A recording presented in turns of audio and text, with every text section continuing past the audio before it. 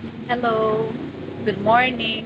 Magandang maulan na umaga, lalo na dito sa Katarman, Northern Samar.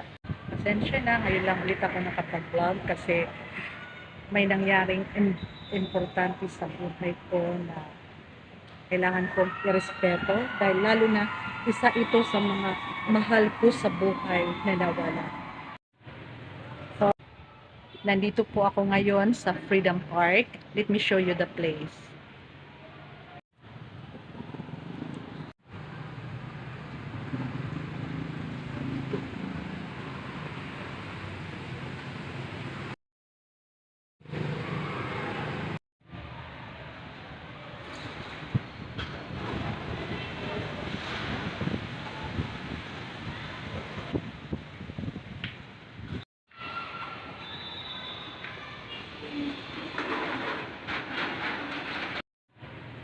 So, nandito ako, iikot dito sa Freedom Park. Freedom Park, akin lahat, akin ang Freedom Park ngayon.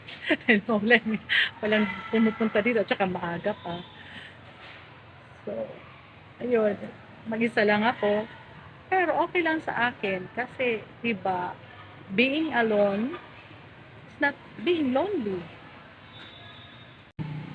What makes us lonely is if we are in a wrong person. That's all folks, tandaan yan. Ciao!